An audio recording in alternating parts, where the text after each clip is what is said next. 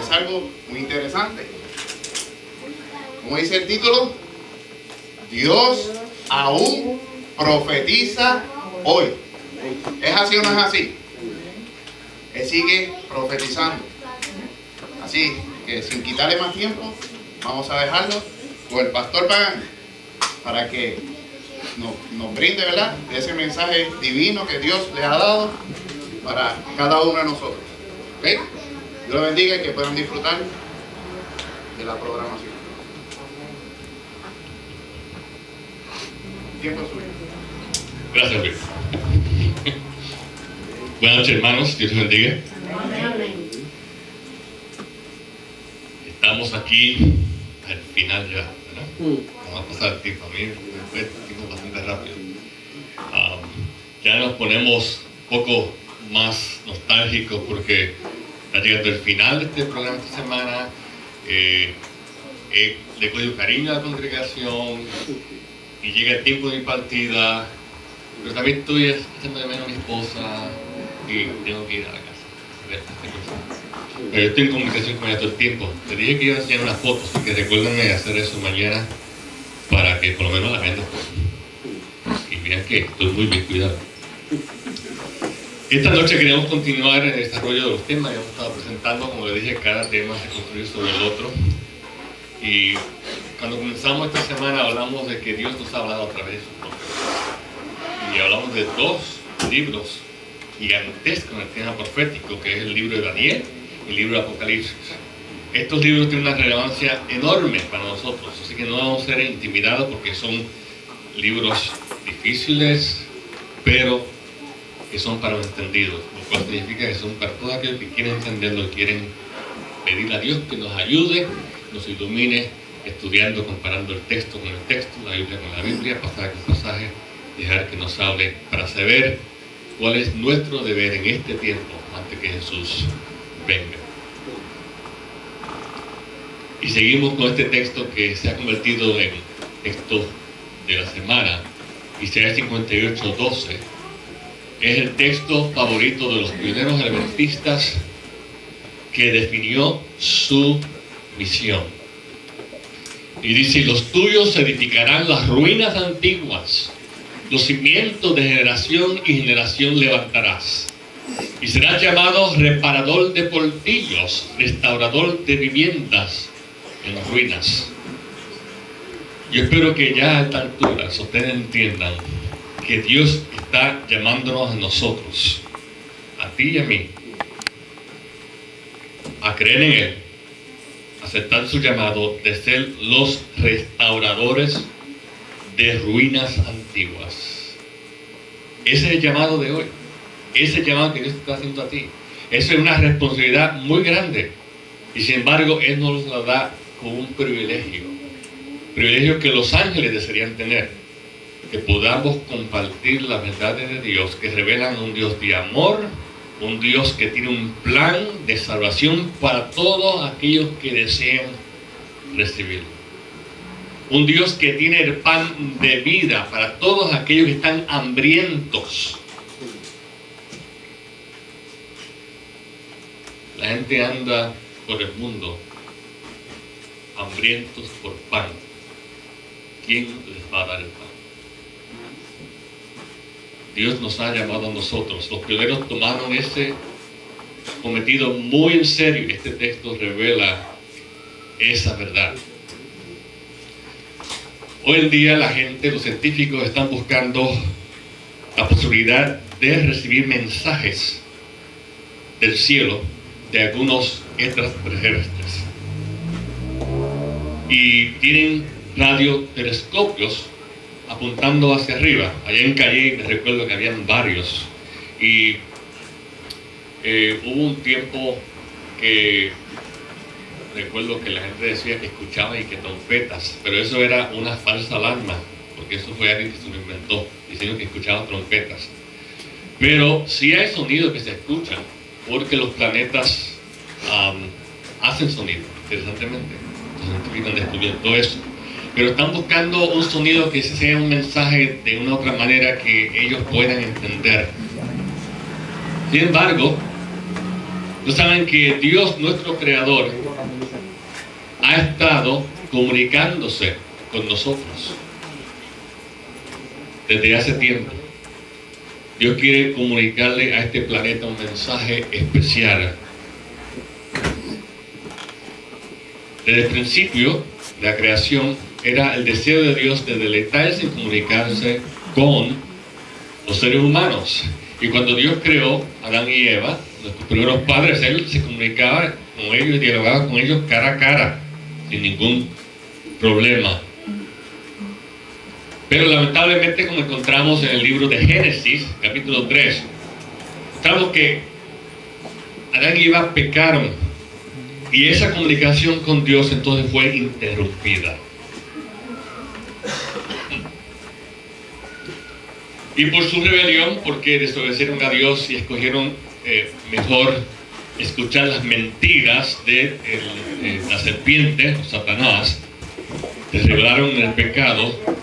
Y el pecado creó separación entre Dios y la humanidad. Génesis 3:8 dice: y oyeron la voz de Jehová Dios que se paseaba en el huerto al aire del día. Y el hombre y su mujer se escondieron de la presencia de Dios entre los árboles del huerto. Es triste esta historia. Imagínense, ellos hablaban cara a cara y ahora que Dios venía paseándose como siempre hacía para encontrarse con ellos, ellos se esconden. Había pasado algo, habían caído en pecado. El pecado separa al hombre de Dios. Pero, Isaías 59:2 nos dice: pero vuestras iniquidades han hecho división entre vosotros y vuestro Dios. Y vuestros pecados han hecho ocultar de vosotros su rostro. Esto es precisamente lo que pasó en Génesis, en la caída del hombre. Por eso es que Dios escogió hombres y mujeres para que fueran sus portavoces. Hombres y mujeres que eran fieles a Dios, que estaban dispuestos a ser usados por Dios de forma especial. Dios escogió para comunicar su mensaje ahora a la humanidad. El Antiguo Testamento era especialmente al pueblo de Dios, a Israel. Entre esos que Dios escogió, mencionamos algunos. Está Moisés, que es uno de los más reconocidos aún en la historia. María, Samuel, Elías, Hulda, Débora, Isaías, Jeremías. Se dan cuenta que habían también damas entre estos que Dios escogió como portavoces de Él. Dios no hace excepción de personas ni de género cuando va a escoger a alguien fiel que le sirva. Con todo esto, Dios está intentando comunicar ese mensaje de amor a la humanidad. Él está diciendo: te amo, aún te amo, me intereso en ti y tengo un plan para ayudarte. La Biblia registra muchas conversaciones entre el Señor y distintos personajes bíblicos, pero no era lo mismo que esa comunicación cara a cara. El canal que Dios utilizó con más frecuencia para comunicarse con su pueblo fue el de los profetas y las profetisas. El nombre profeta o profetisa significa portavoz de Dios, es decir, la boca, mouthpiece of God. Es como si fuera la boca de Dios. Como si fuera la boca de Dios, porque está hablando de parte de Dios. Así que ese es el significado de profeta. Por lo general nosotros pensamos en profeta en términos de gente que ve sueños, visiones, pero esos son definiciones secundarias, porque los profetas en muchos casos sí tienen visiones y sí tienen sueños, pero esa no es la definición básica de la palabra profeta. La definición básica de la palabra profética es alguien que habla de parte de Dios. Vamos a dejarlo ahí, que va a desarrollarme eso, pero no tenemos tiempo. Por eso Amós 3:7 nos dice: porque no hará nada Jehová el Señor sin que revele su secreto a sus siervos, ¿qué? Los profetas. Y esto es Amós 3:7, uno de los profetas Y ya es un buen tiempo cuando Israel estaba como nación, así que estaba acostumbrado a tener profetas. Y Dios dice que Él les revela sus propósitos profetas y que por lo tanto ellos deben escuchar mensajes de los profetas fieles a Dios para guiarlos. Según de Pedro 1:21 dice, porque nunca la profecía fue traída por voluntad humana, sino que los santos hombres de Dios hablaron siendo inspirados por el Espíritu Santo.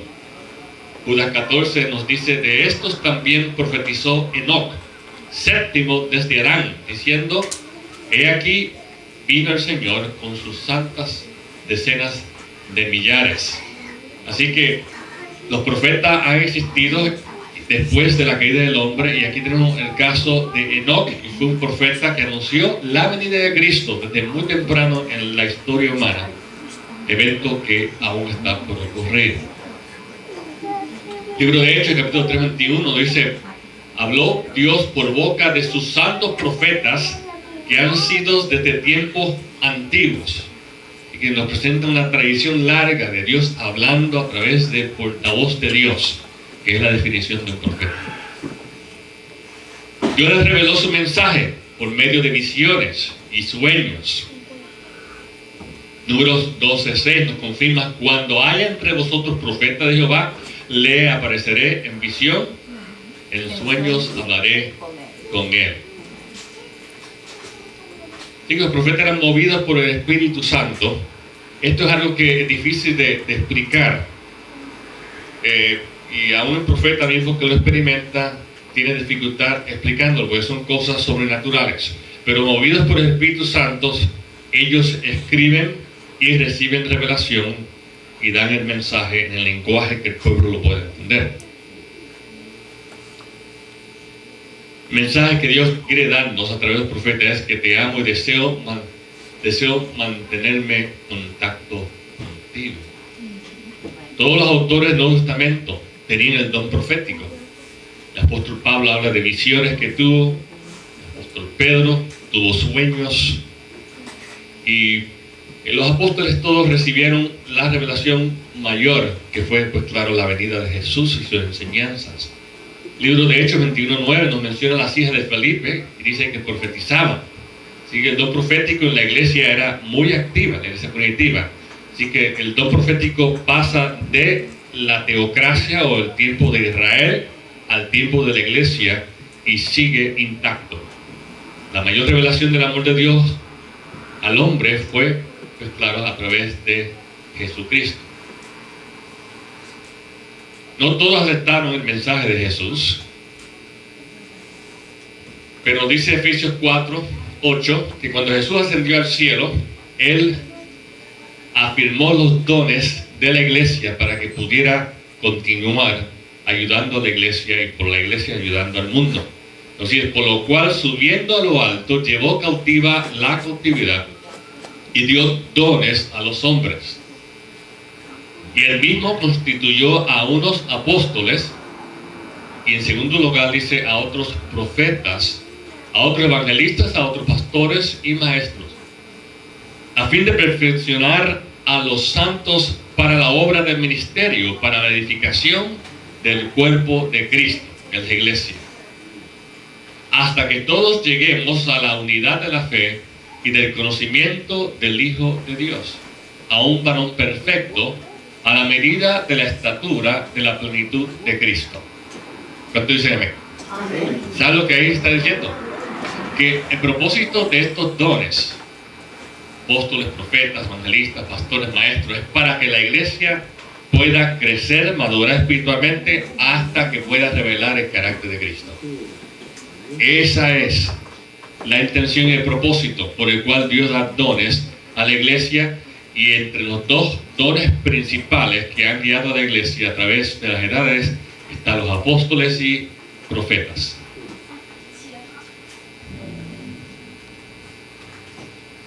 Para que ya no seamos niños fluctuantes, llevados por doquiera de todo viento de doctrina, por estratagemas de hombres que para engañar emplean con astucia las altimañas del error.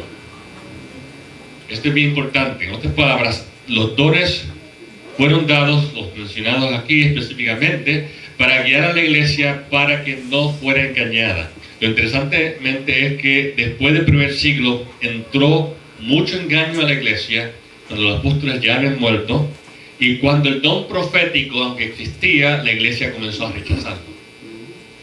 Lo que pasa entonces en los siglos siguientes es que entonces el poder de la iglesia y la dirección de la iglesia se concentra en hombres que guían a la iglesia hacia el engaño y minimizan los dones del Espíritu. 1 Corintios 12:28 dice: y a unos puso Dios en la iglesia primeramente apóstoles, luego profetas.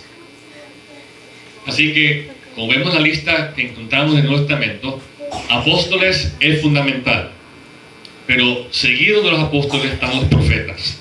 Así que la iglesia está fundada sobre los apóstoles y los profetas, como también dicen en Efesios.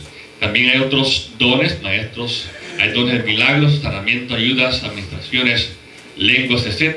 Los dones son infinitos porque cada don tiene la intención de ayudar a la iglesia en su capacidad para predicar el Evangelio.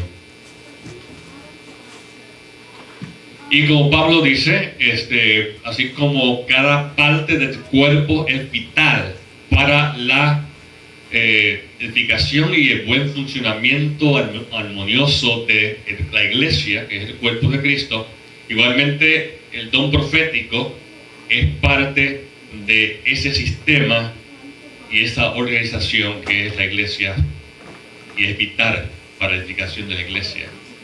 Proverbios 29:18 dice: sin profecía el pueblo se desenfrena, mas el que guarda la ley es bienaventurado.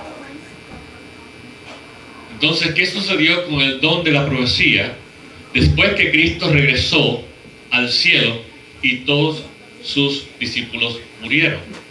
Yo como que comencé a mencionar eso. La iglesia se tornó descuidada, complaciente y desleal a Dios y su ley. La iglesia comenzó a apartarse de las verdades y los fundamentos de la palabra de Dios. Jeremías registra lo que sucedió en el tiempo de Israel, que aplica también a lo que pasó después de los apóstoles. Lamentaciones, capítulo 2, versículo 9, dice: no hay ley, tus profetas tampoco hallaron visión de Jehová. Hubo un tiempo cuando la iglesia perdió el don profético porque habían negado las verdades de Dios.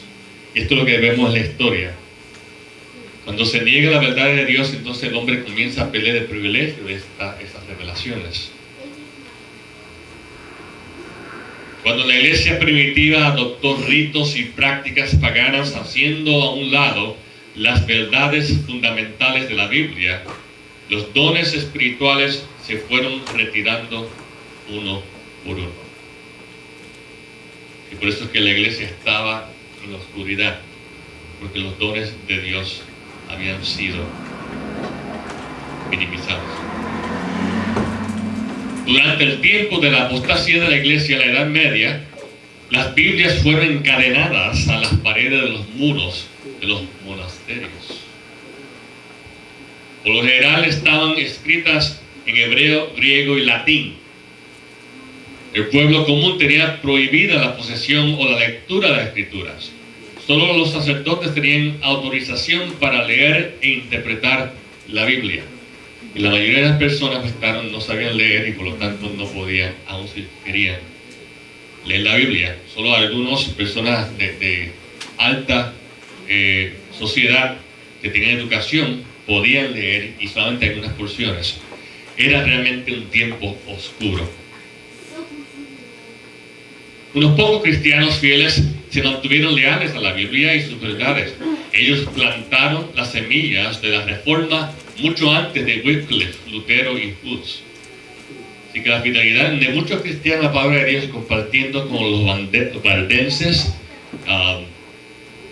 que cogían pedazos de la Biblia y se lo escondían y iban al pueblo y compartían con gente a riesgo de sus vidas. Así sembraron la semilla de la palabra de Dios, que poco a poco fue germinando hasta la Reforma protestante. Martín Lutero y otros redujeron la Biblia a los idiomas del pueblo. Vino la persecución, pero lo único que logró fue fomentar el deseo por la palabra de Dios. La palabra de Dios no podía mantenerse encadenada para siempre. Después, como estudiamos la profecía, una vez se había cumplido el periodo profético cuando el poder opresor había de ser quitado, entonces la palabra de Dios comenzó a florecer y comenzó a brillar como nunca antes. Y con el estudio de la Biblia, entonces nuevamente comienza a despertar la espiritualidad entre el pueblo. La iglesia comienza a ver nuevamente la manifestación de los dones del Espíritu. Y cuando el pueblo comenzó a investigar con interés las Escrituras, las antiguas verdades que habían estado ocultas durante siglos fueron descubiertas. Esas verdades fueron puestas ante la gente y el resultado fue un gran despertar religioso. Y nosotros estudiamos esta semana uno de estos momentos clave de despertar religioso aquí en Estados Unidos a través del movimiento Millerita. Ese movimiento Millerita representa la extensión de ese arreglamiento que comenzó en Europa y que continúa aquí en los Estados Unidos, con los peregrinos que corrían las persecuciones en Europa. Y esta nación al principio se convirtió en una nación de la libertad, donde la gente podía pensar por sí mismo y podían leer la Biblia y seguir sus convicciones tal como su conciencia se los daba. Y es los Milleritas para el siglo, mediados del siglo XIX, que entonces están estudiando las profecías y descubriendo cómo se han cumplido en el pasado y descubriendo también las verdades que ahora quieren restaurar de la palabra de Dios.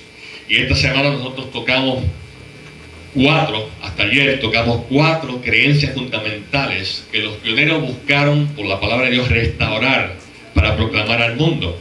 Y uno de esos era la segunda venida de Cristo como algo eminente y visible. La segunda fue el sábado, la tercera fue el estado de los muertos y la cuarta es la que estamos estudiando hoy. Los dones del Espíritu, específicamente el don profético. Al estudiar la Biblia descubrieron que el cuarto mandamiento de Dios es el gran recordatorio de su creación, un día que Dios le pidió a su pueblo que se acordase. Leyeron el libro de Apocalipsis y vieron la descripción del pueblo de Dios en los últimos días. Apocalipsis 14:12 describe al pueblo del tiempo final que va a proclamar este mensaje de esta manera. Aquí está la paciencia de los santos, los que guardan los mandamientos de Dios y la fe de Jesús. Esto es clave. Las dos cosas van unidas. Una no puede existir sin la otra. Entendieron el concepto de que guardar los mandamientos de Dios implicaba la observancia del sábado bíblico. ¿Y qué decir del don profético? Fíjate lo que Dios dijo que sucedería en los últimos días, de acuerdo al libro de Joel, el capítulo 2, versículo 28. Y si después de esto derramaré mi espíritu sobre toda carne. Esa es la promesa. Y profetizarán vuestros hijos y vuestras hijas. Vuestros ancianos soñarán sueños y vuestros jóvenes verán visiones. Antes que venga el día grande y espantoso de Jehová. Esto entonces nos dice que sucedería justo antes de que viniera el día grande y terrible de Jehová, que es una terminología del Antiguo Testamento que hace referencia a la segunda venida de Cristo. Así que esto es una profecía que indica que antes de la venida de Cristo el don profético iba a ser restaurado a la iglesia. 1 Corintios 1:7, el apóstol Pablo hace claro: de tal manera que nada os falta en ningún don, esperando la manifestación de nuestro Señor Jesucristo. Por lo tanto, el don del Espíritu habrá de existir hasta la misma venida de Jesús. Apocalipsis 12:17 también afirma: entonces el dragón, Satanás, se llenó de ira contra la mujer, la iglesia, y se fue a hacer guerra contra el resto remanente de la descendencia de ella. Los que guardan los mandamientos de Dios y tienen el testimonio de Jesucristo. Aquí hay dos características del libro de Apocalipsis que identifica a un pueblo que espera la venida de Jesús y proclama este mensaje. Guardan los mandamientos de Dios, no están luchando en contra de los mandamientos de Dios, no están enseñando en contra de la ley de Dios, sino que guardan los mandamientos de Dios y tienen el testimonio de Jesucristo. Ahora, ¿qué es esto? ¿Qué es el testimonio de Jesucristo? Dicho sea de paso, este texto es de gran disputa en el cristianismo hoy, a nivel de los teólogos en el mundo cristiano. Porque ellos saben la implicación y están tratando de zafarse de lo que ahí dice. Pero guardan los mandamientos de Dios y tienen testimonio de Jesús. Pero ¿qué dice la Biblia? ¿Qué es esto? Apocalipsis 19:10 aclara, el testimonio de Jesús es que el espíritu de la profecía. Así que la frase testimonio de Jesús, que aparece aquí, por el 2:17, es una frase que representa el mensaje de Dios que nos trae a través de Jesús, a través de su ángel y que se lo da a los profetas. Ese es testimonio. No tengo el texto aquí en la vista, pero si usted abra su Biblia, de Apocalipsis 1,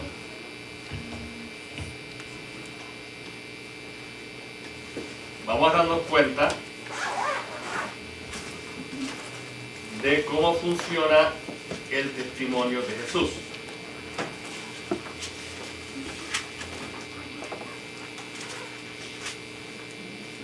La Biblia tiene letras bien pequeñas. Bien, Apocalipsis capítulo 1. Un adelante, fíjense lo que dice.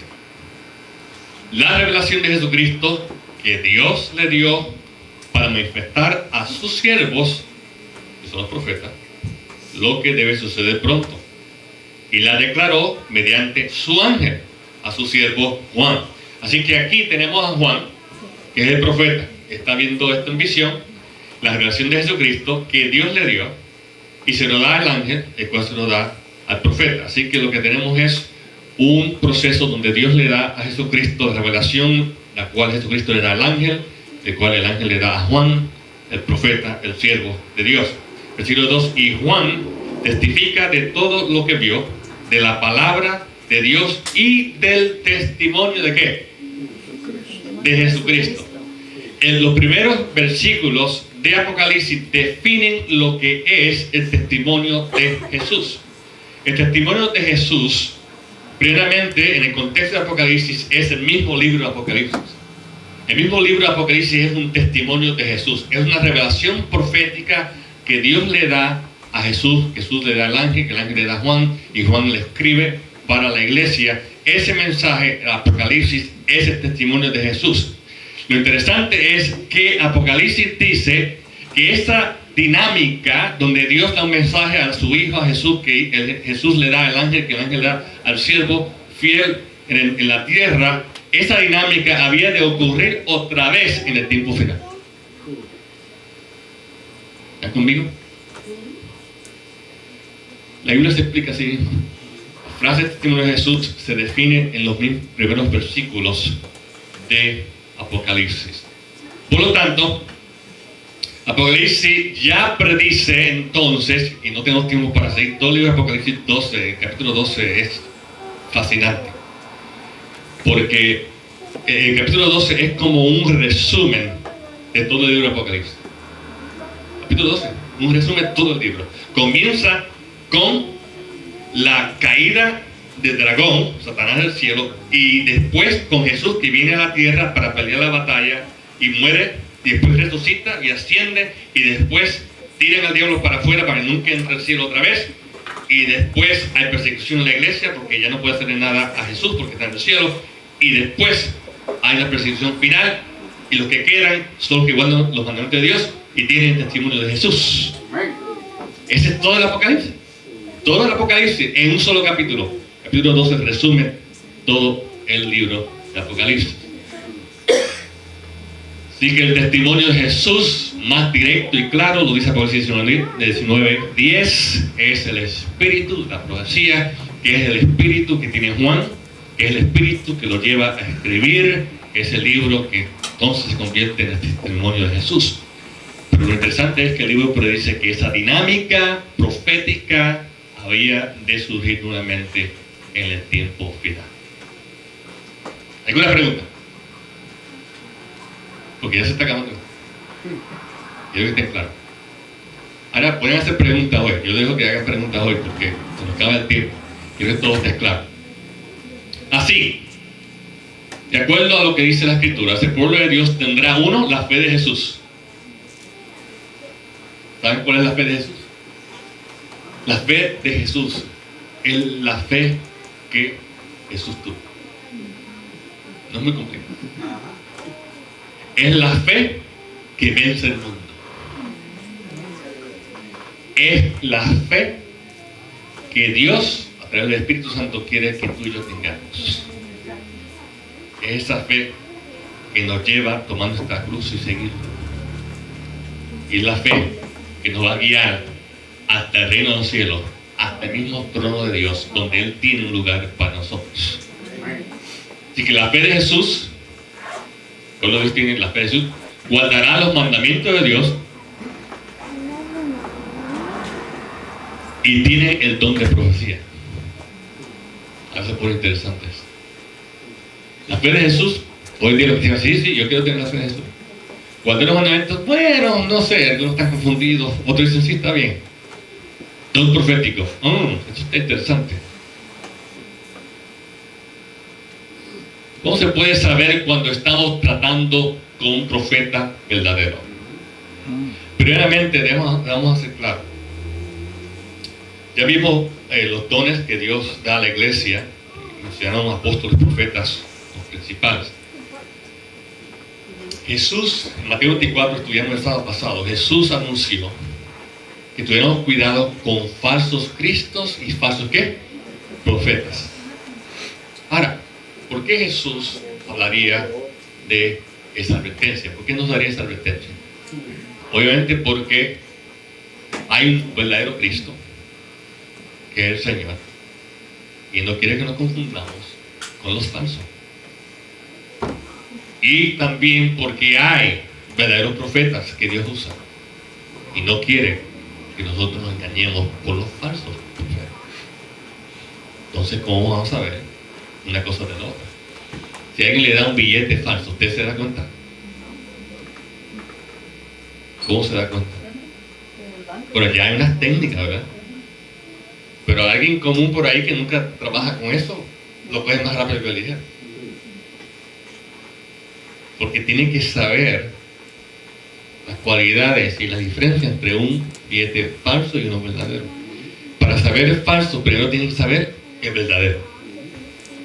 Si no conoces el verdadero, las cualidades del verdadero, no vas a conocer cómo identificar el falso. Así que vamos a ver cómo identificamos el profeta verdadero. ¿Verdadero o falso? A ver. Un verdadero profeta de Dios, uno, está en armonía con la palabra de Dios. Si no habla de acuerdo a esto, no puede ser profeta de Dios. ¿Por qué? Porque Dios no se contradice. Porque Dios no dice una cosa hoy y otra después. Dios habla con un mensaje consistente a su carácter.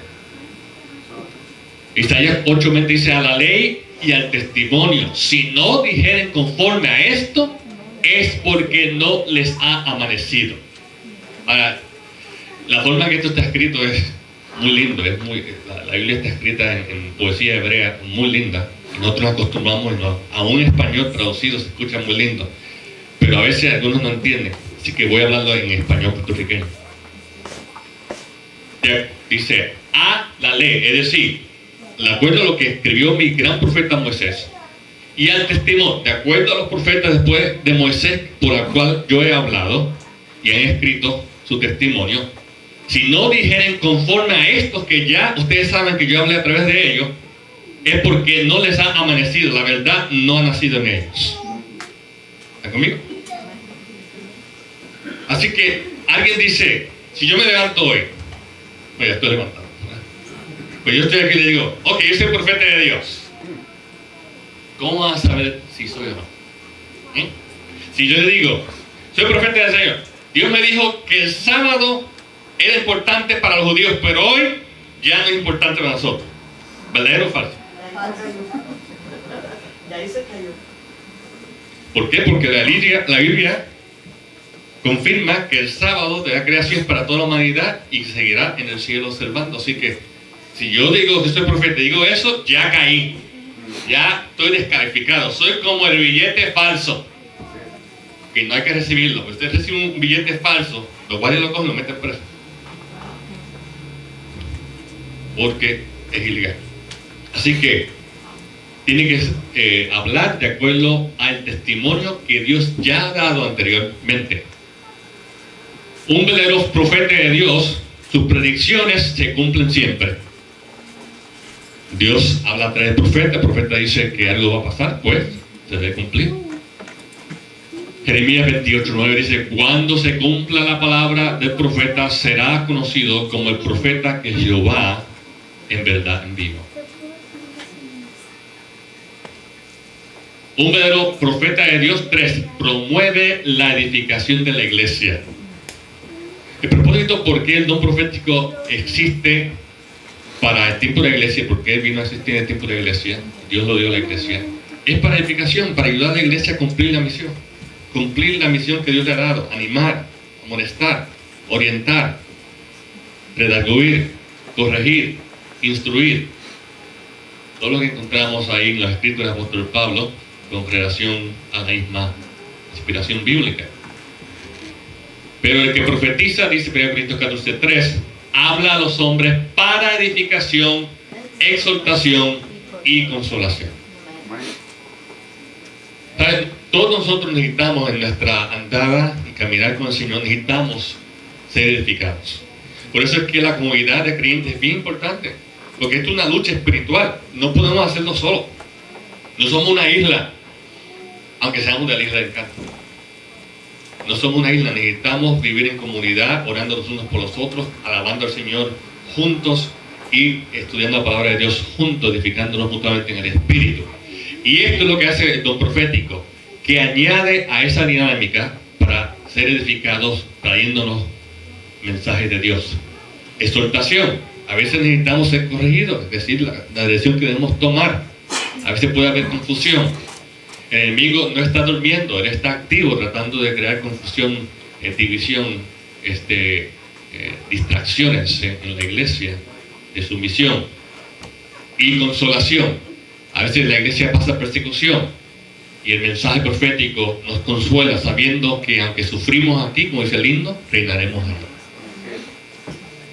para que podamos perseverar en la fe. Pero el que profetiza edifica a la iglesia. Un verdadero profeta de Dios, número 4, exalta a Cristo como el Hijo de Dios. Hay profetas, o llamados profetas, que dicen que Cristo es un profeta más. Eso es todo. ¿Será eso cierto? No, más nunca. Es el Hijo de Dios, Dios hecho carne, así que no es un verdadero profeta.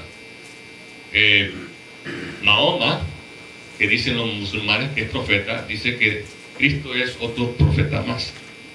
Un gran profeta, pero solo un profeta.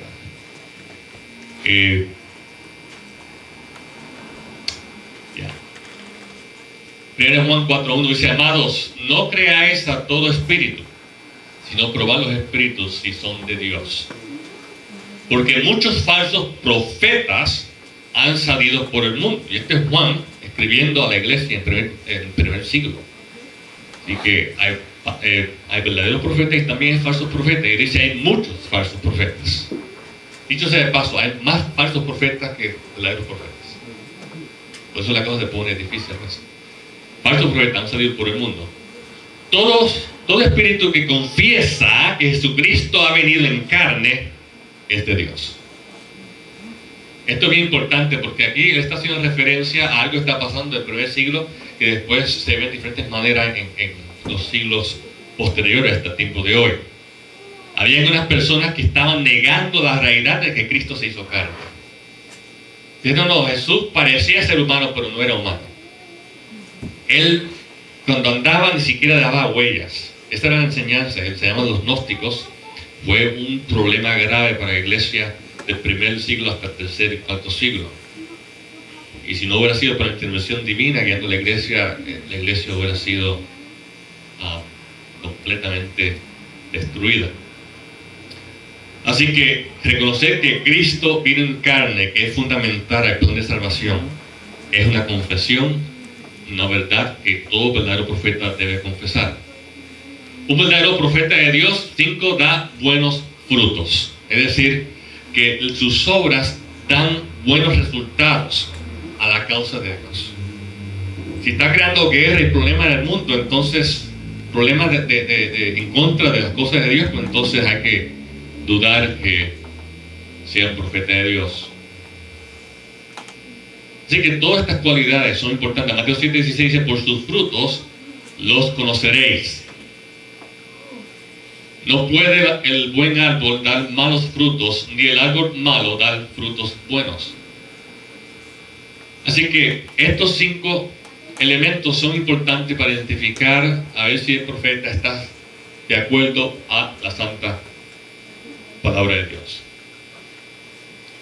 Pues fue durante el gran despertar religioso del siglo XIX que nosotros encontramos una interesante historia que entonces intercala con la historia que hemos estado presentando esta semana en cumplimiento profético.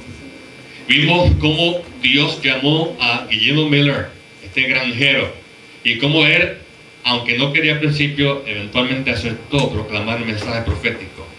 Y levantando nuevamente la amonestación de la segunda venida de Cristo como algo que iba a pasar pronto y no como enseñaban aquellos religiosos del tiempo, que era un milenio primero y después era la venida de Jesús. Y hoy en día mucha gente también están enseñando que la venida de Cristo es primero.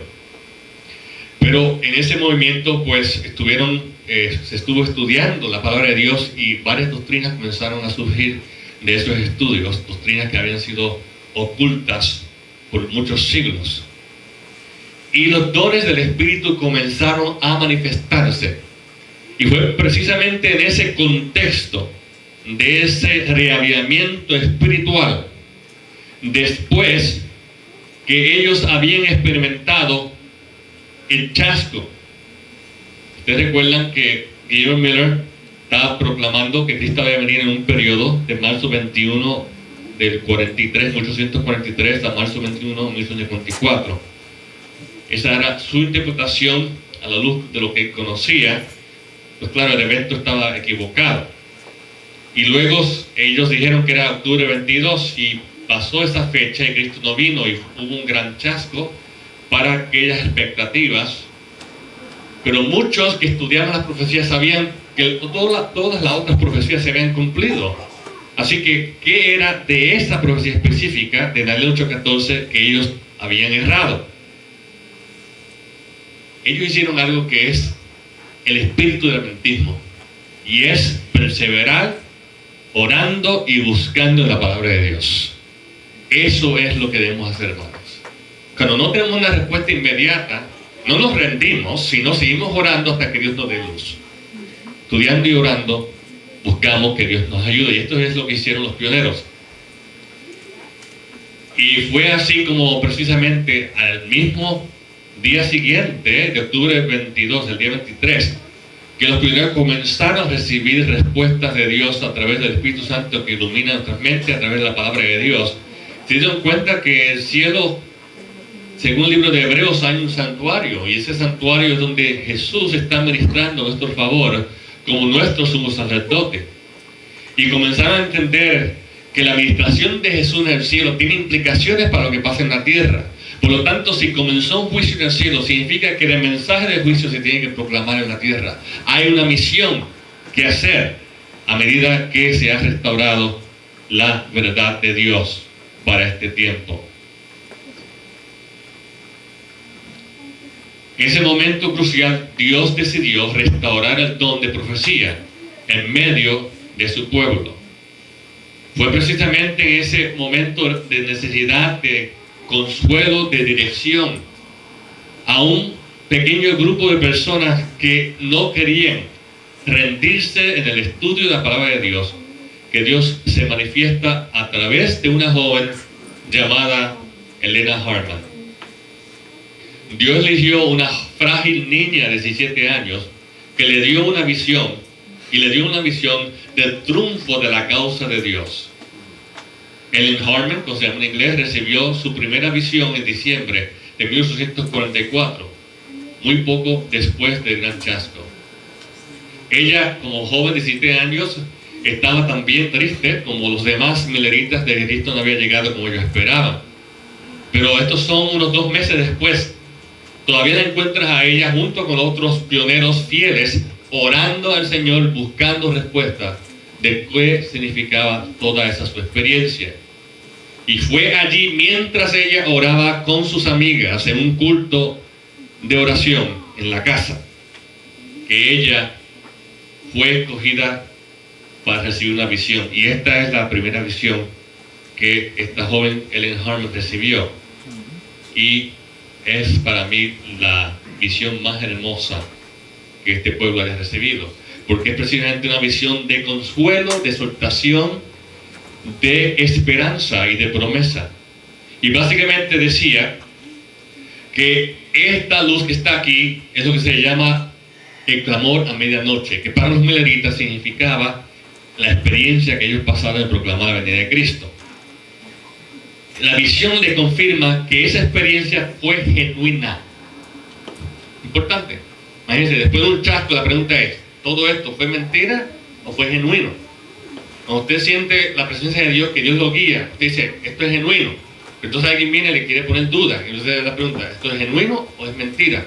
Dios, en ese momento de incertidumbre, manda un mensaje para decirle, la experiencia es genuina, siguen estudiando, yo lo estoy guiando.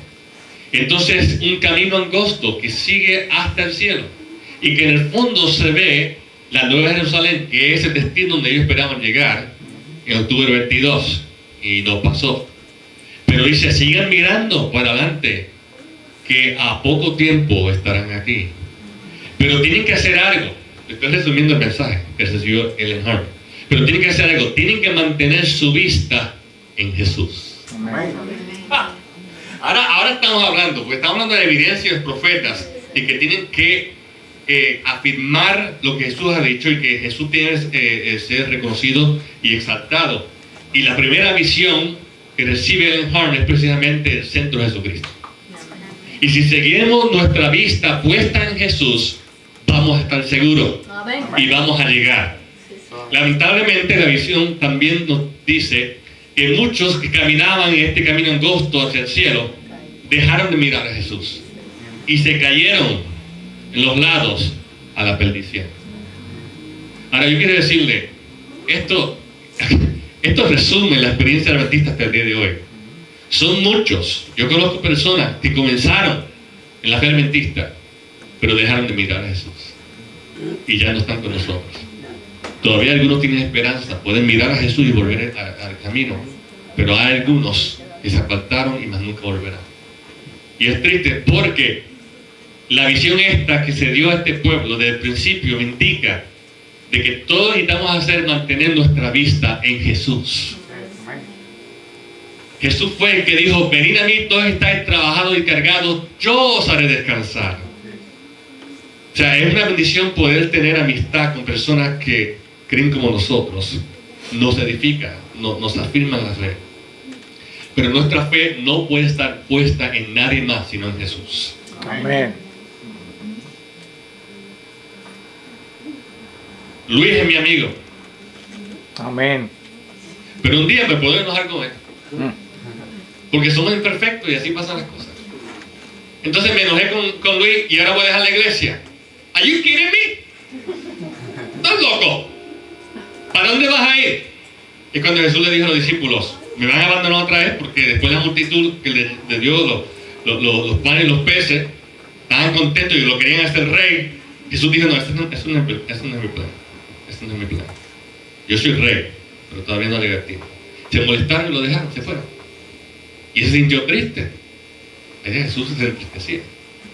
Estaba melancólico y le dijo a los discípulos, miró y dijo, ¿ustedes me van a dejar también? ¿Me van a abandonar?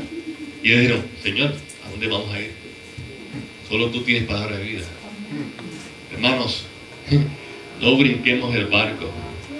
No nos salgamos de aquí. El arca sí, tiene muchos animales y apesta. ¿Tienen el zoológico?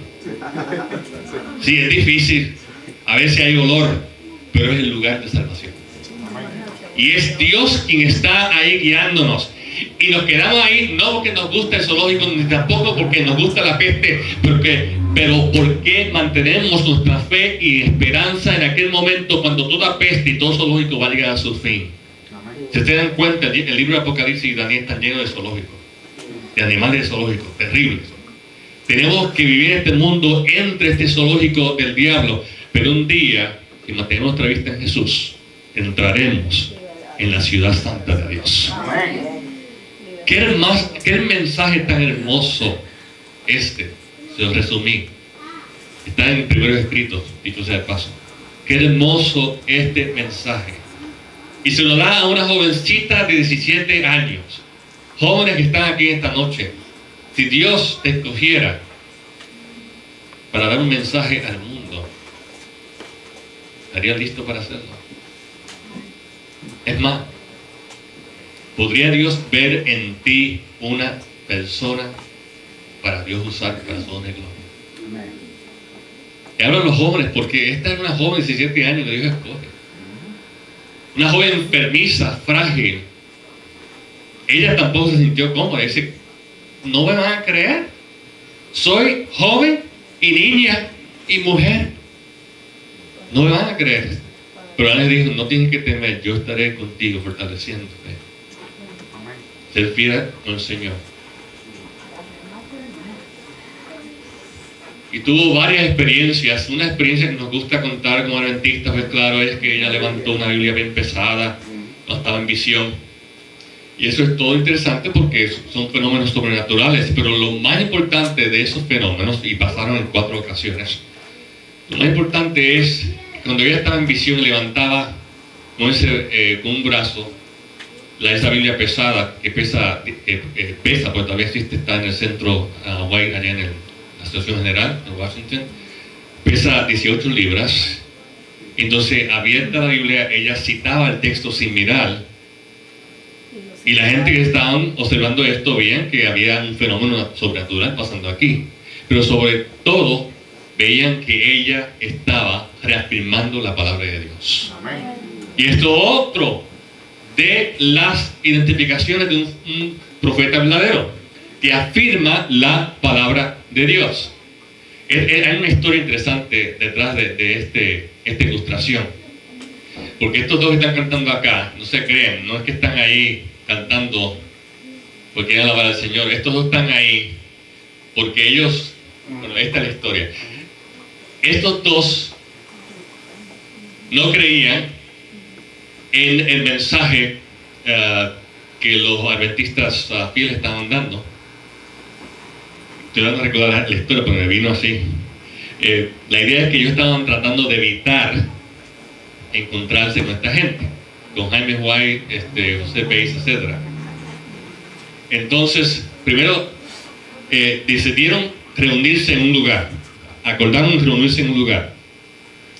Pero cuando fueron, pero antes de ellos ir, los Whites, Elena es White, ahora era White cuando se casó con Jaime, antes de ellos ir al lugar que ellos habían acordado que iban a estar, el Señor le dio una visión y le dijo, mira, no vayas ahí, vas a ir a otro sitio. Y el lugar era más lejos, y en carreta y en caballo era, hablando de unas cuantas horas. Así que ellos obedecieron la visión y fueron a otro lugar. Curiosamente, cuando llegaron al otro lugar, ¿saben a quién encontraron? A estos dos payasos. Ellos no tenían la intención de encontrarse con ellos, como lo habían dicho. Y se escaparon para otro lado. Y se sorprendieron cuando encontraron que los Whites estaban entrando por la puerta. Y ellos estaban ahí, estaban propagando falsas enseñanzas. Entonces, mientras ellos estaban allí, el Señor toma a Elena White en visión, donde ella entonces levanta la Biblia y comienza a citar los textos que contradicen lo que ellos estaban enseñando. Y ellos comenzaron a cantar, porque ellos decían, no, ella tiene un espíritu malo, así que si cantamos el espíritu malo se va a ir. Y comenzaron a cantar los himnos. Por eso están aquí así. Pero no pudieron hacer nada, nada cambió. Se dieron cuenta que ella no respiraba. Y al final se asustaron y se fueron. Pero vieron un testimonio y entonces tenían que decidir si aceptar que era de Dios o no. Y ellos persistieron en simplemente retener sus malas enseñanzas. Pero eso hay muchas experiencias así, se pueden contar. Y eso fue temprano en la vida del movimiento adventista. Poco después, la joven Elena se casó con Jaime White, otro joven estudiante de la Biblia. Jaime White era un milerita también, un joven predicador de la venida de Cristo. Y por más de 70 años sirvió a Dios, habló, escribiendo, enseñando y aconsejando. Aunque el alcance de su ministerio y su experiencia son asombrosos, su mayor obra, según sus propias palabras, fue guiar a hombres y mujeres a la luz mayor, que es la Biblia. Esto es otra identificación de un profeta verdadero. En el libro Copertorio Evangélico, ella nos dice, poco caso se hace de la Biblia. Y el Señor ha dado una luz menor para guiar a los hombres y a las mujeres a la luz mayor. La luz menor era una referencia de ella a los escritos de ellas, que Dios le daba para escribir al pueblo. Dice que sus escritos son para guiar a la gente a la luz mayor. Esta es la luz mayor, que es la palabra de Dios. Esta Biblia, la Biblia, la palabra de Dios, es la que ella y todos los adventistas entienden, que determinan si lo que ella dice es cierto o no. No es al revés. Algunos adventistas lo tienen al revés, pero eso es otro tema, otro día. La Biblia define si lo que ella dice es cierto, y lo que cualquiera de nosotros decimos es cierto. La Biblia es la que juzga. Así que es una luz menor para guiarnos a la luz mayor, que es la palabra de Dios. Hay unas personas que critican a los adventistas. Yo, sin pena y sin pelo en la lengua, como decimos en Puerto Rico, yo quiero decir algo. Todo movimiento cristiano, todo movimiento religioso, en fin, en general, todos dependen de algún personaje o líder que ellos entienden que son guiados por Dios. Todos. Así que nosotros no estamos solos en creer en una manifestación especial, don profético entre nosotros, y escuchar lo que Dios dice a través de esta persona, en este caso el Harmon. Los luteranos tienen gran estima, y los teólogos luteranos hasta discuten el punto de lo que es la verdad, según yo lo entiendo. Ellos lo entienden de acuerdo a los escritos de Martín Lutero. Para ellos Martín Lutero fue un hombre de Dios que fue escogido para dar un mensaje, etcétera, etcétera. Y es cierto, fue escogido en su tiempo para un mensaje de su tiempo, pero el mensaje de Dios fue continuamente progresando en la verdad a medida que se restauraba la verdad, y muchos de ellos se detuvieron solamente en lo que recibieron de Martín Lutero. Y lo mismo con los presbiterianos, con Juan Calvino, y podemos dar más ejemplos. Cada movimiento, cada iglesia tiene algún líder que ellos entienden que Dios habló a través de ellos de una u otra manera, sea que lo den profeta o no. Así que en eso no estamos solos. ¿Capiche? Sí, yo quiero capacitar a nosotros para que podamos hablar sin temor la palabra de Dios.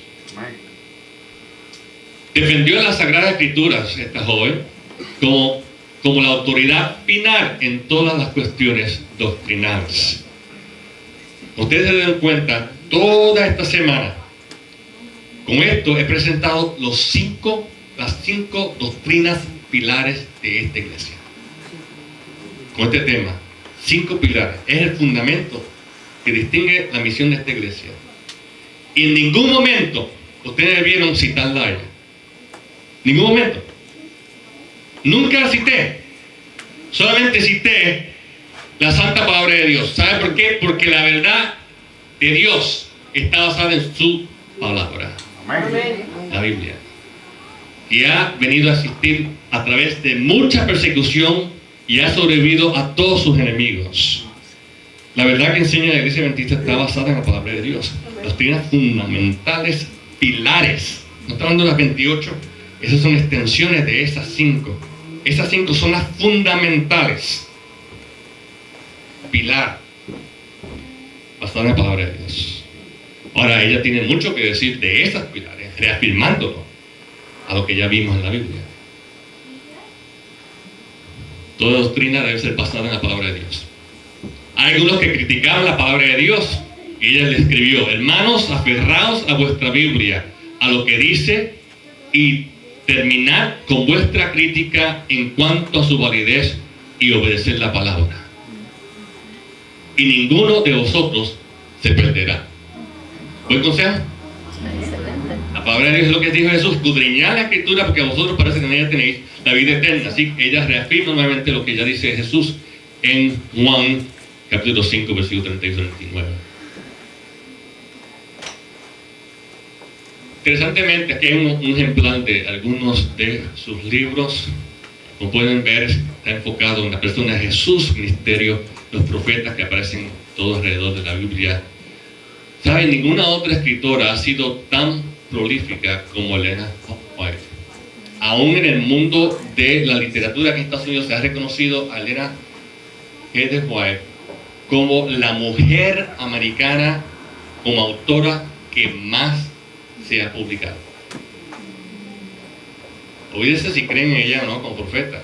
Aparte de eso, en su obra literaria, como americana, como aquella que contribuyó a la cultura literaria de este país, es la mujer que más ha escrito y de cual más se ha traducido en el mundo. Ahora, esas son cualidades de gran valor que cualquiera, no importa su creencia, puede apreciar. Pues eso cae en lo que estamos hablando de los frutos del profeta. Vemos cómo ha impactado el mundo en el mensaje que se ha propagado. Sus escritos incluyen orientación concerniente a la vida cristiana exitosa, alimentación, salud, cuidado prenatal, drogas, relaciones matrimoniales, hogar, orientación infantil, educación y muchísimo más.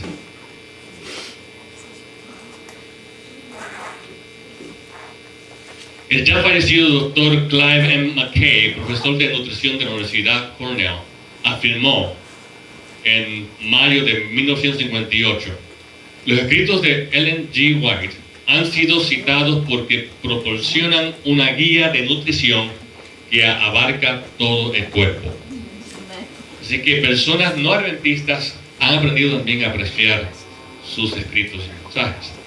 En 1964, Ellen White escribió: el tabaco es un veneno de lo más engañoso y dañino. Un tiempo cuando los médicos usaban el fumar como un modo para ayudar la fatiga y el asma. Cualquiera de nosotros podría ser mejor doctor en aquel tiempo con el conocimiento que tenemos hoy y con el first aid y los doctores en aquel tiempo. Había mucha ignorancia, el asunto de la medicina no se había desarrollado demasiado. Por eso es que sus escritos, puestos en contexto histórico, son impresionantes. Ahora no nos impresionamos porque, pues claro, hoy sabemos que el tabaco hace daño y ya está en una ley que nos protege para que no estén promoviendo eso entre los jóvenes. Estamos viendo un tiempo distinto. Pero en un tiempo cuando el tabaco estaba siendo usado por los médicos como receta para ayudar a la gente, ella dice: el tabaco es un veneno de los más engañosos y dañinos. Es de lo más peligroso porque sus efectos sobre el sistema son muy lentos y apenas perceptibles. Y hoy sabemos con el conocimiento médico que así mismo es, lento, poco a poco, te va matando hasta que te da un cáncer y ahí te fuiste. Sin embargo, no fue hasta 1957 que la Sociedad Americana contra el Cáncer y la Asociación Americana del Corazón concluyeron que el fumar causaba cáncer de pulmón. ¿Y esto fue cuándo? 1864. ¿Y cuándo fue que los científicos finalmente lo reconocieron? 1957. Ahora, ¿cómo una jovencita con tercer grado de educación formal, pues no hablamos de su accidente cuando niña, etcétera, y no pudo seguir estudiando, cómo una niña sabe todo esto? No. Yo se lo dejo a ustedes, porque eso ya es asunto personal.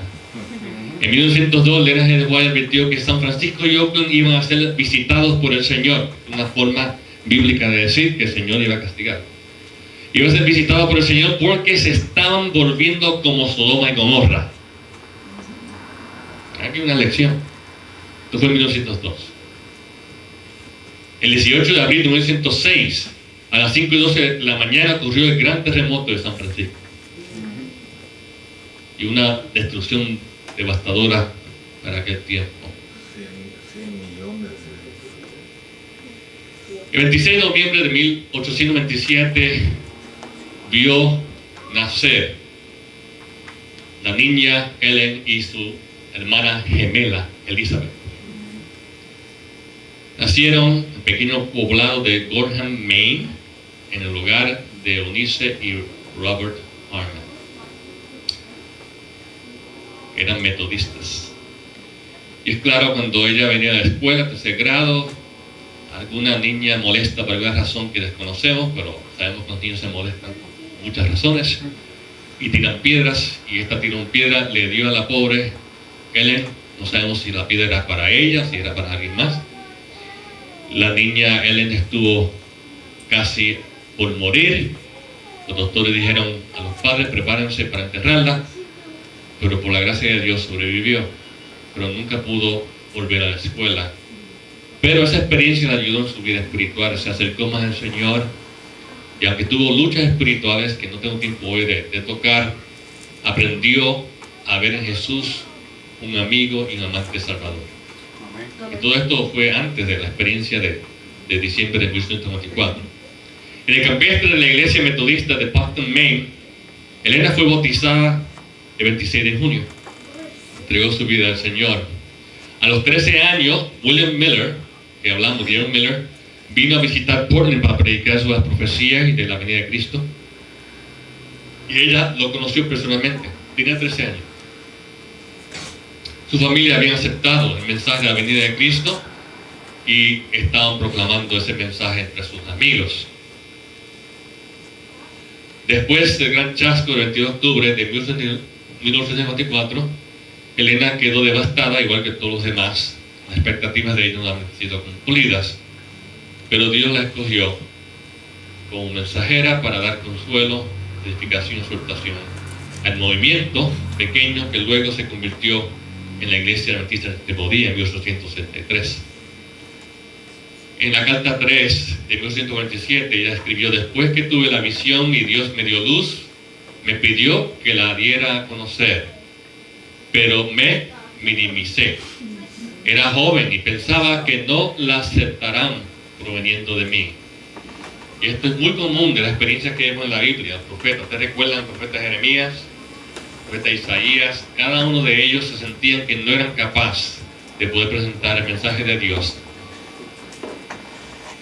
Estas son cualidades también de un verdadero profeta. Elena y su esposo Jaime White trabajaron juntos, compartiendo la luz que Dios les dio. Y trabajaron para establecer esta iglesia con esta misión, con este mensaje. Elena fue una cristiana dedicada, una incansable sierva de Dios y una madre fiel. Aquí está la foto de ella cuando más viejita, anciana, para el principio del siglo XX, ya habiendo vivido una vida entera de servicio al Señor. Este es su hijo, Willie White, que le sirvió de compañero. Este es Arturo White, para aquellos que están familiarizados con la línea de los White. Este estuvo vivo hasta... ¿cuándo fue? Fue en los 90, si recuerdo bien, que él muere. En los 90, así que algunos duraron hasta más reciente tiempo. El 6 de agosto de 1881, James o Jaime, el esposo de Elena, murió en Battle Creek, Michigan. Murió porque trabajaba demasiado para la obra. Se descuidó físicamente por su celo por la obra de Dios. Fue un tremendo hombre. La biblioteca de la Universidad de Andrews, de donde yo vine, lleva el nombre de él. Ella escribió cartas personales, lo que llamamos testimonios, a personas individuales, también a líderes, Estas cartas luego se convirtieron en material para publicar sin los nombres en muchos de los casos, porque era el mensaje lo que se quería impartir, y se ponieron en parte de lo que se llaman los testimonios para la iglesia. La vida y los esfuerzos de Ellen Goldwhite cesaron el 16 de julio de 1915 a la edad de 87 años. Ahora, uno piensa en el hecho de que los médicos decían que no iba a vivir después de la piedra que le recibió cuando estaba a los 9 años, cuando estaba en tercer grado. Y el hecho de que su esposo murió alrededor de los 60 años, y la gente que el tipo estaba muriendo de todas clases de enfermedades, porque los médicos eran los primeros que los mataban, porque era la era en que vivían. Tuberculosis estaba por donde quiera, y la gente moría bastante joven. Por eso es que había hombres que tenían varias esposas, no a la misma vez, sino que se moría la esposa, se casaba, esa esposa paría y se moría, y entonces se casaban, o sea, porque había mucha mortandad. Pero en todo ese tiempo de mortandad, esta mujer duró más que lo que mucha gente dura hoy. Es bien impresionante eso. Nunca manifestó arrogancia espiritual. Esto es importante antes de leerlo. Pocas semanas después de su muerte, un periódico público publicó lo siguiente. Esto es una persona que no tiene relación con la iglesia, pero ha ido observando la vida de Ellen White en la iglesia adventista. Es The New York Independent, periódico de aquel tiempo, agosto 23, 1915. Dice: nunca manifestó arrogancia espiritual ni tampoco procuró ganancias deshonestas. Vivió la vida e hizo la obra de una digna profetisa, la más admirable de la sucesión americana. Ella dejó un testimonio público. Ella no solamente hablaba a la iglesia, ella la invitaban para hablar en sociedades, en la comunidad, sociedades de temperancia, donde ella también era acompañada por personas famosas de aquel tiempo que estaban también propagando mensajes que ayudaban a la comunidad. Ella era muy conocida en el ambiente americano. Cuando murió, ya no podía escribir, obviamente, y lo que queda entonces es el testimonio que dejó escrito. El testimonio de que Dios todavía tiene un plan para su iglesia y Dios no ha abandonado su iglesia. Dios no ha abandonado su iglesia. Somos nosotros que abandonamos a Dios. O sea, estos libros que antes cuando crecíamos eran siempre rojos y le decían los libros rojos. Ahora no, ya eso de rojo ya no es válido. Pero estos libros, es mucho lo que ella escribió. Nadie pretende que usted lea todo lo que ella dijo. Pero sí debemos buscar, aprender, sobre todo, la serie del conflicto de los siglos, que son 5 tomos, donde ella escribe todo lo que la Biblia dice de Génesis a Apocalipsis, y está describiendo la lucha entre el bien y el mal, y donde Jesús al final va a triunfar. Ese mensaje al menos debemos buscar. Pero para comenzar les recomiendo El Camino a Cristo, un pequeño libro que fue escrito para introducir a Cristo a las personas que no lo conocían. Un libro que está haciendo un tremendo trabajo en la vida de la gente. Mira, aquí hay uno. Camino a Cristo. La carpeta, viene diferentes tipos de carpeta porque a través de los años cambian. Mira qué finito es, pero tremendo y poderoso. Y ahí ustedes van a notar siempre, cuando leen los escritos de Ellen White, es que ella cita mucho la Biblia. La Biblia está citada, pero muchísimo. Otra vez, otra evidencia de que habla de parte de Dios. Así que terminamos con este texto. Segunda de Crónicas 20:20.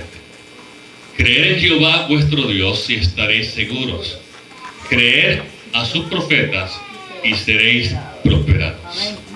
Esta iglesia va a prosperar y va a cumplir su misión a la medida que escucha la voz de Dios y afirma la palabra de Dios y escucha el mensaje que Dios ha dado a través de su profeta para este tiempo. Que el Señor nos ayude a reflexionar estas cosas. Hoy terminamos esta parte. Mañana vamos a estar por la mañana, pero la dinámica es un poco distinta. Pero esta semana hemos presentado 5 fundamentos, los pilares, 5 pilares de la iglesia adventista las doctrinas fundamentales. Estoy tratando de ver cómo lo digo. Son las 5 doctrinas pilares de la iglesia. Y si nosotros tenemos esto claro y aprovechamos la bendición de los escritos de la sierva del Señor, la mensajera del Señor, que era la manera que a ella le gustaba hablar de sí misma, la mensajera del Señor, entonces vamos a prepararnos y equiparnos para proclamar este mensaje. Lo interesante es que se han hecho estudios en la iglesia adventista, y aquellos que dedican tiempo a estudiar el espíritu de profecía, lo que también llamamos entre los adventistas el espíritu de profecía, que es una referencia a los escritos de Ellen White, no Ellen White. Ellen White no es el espíritu de profecía, el espíritu de profecía es el Espíritu Santo que se manifiesta en los profetas. Pero cuando se hizo un estudio que los que estudian y leen los escritos de Ellen White son personas que mejor conocen la Biblia. Y eso no es por casualidad. Hay algo en sus escritos que nos lleva a tener más sed de este libro. Así que, mis hermanos, yo creo que el Señor ha hablado. Y que tenga oído, oiga lo que el Espíritu dice a la iglesia. Amén. Vamos a ponernos de pie.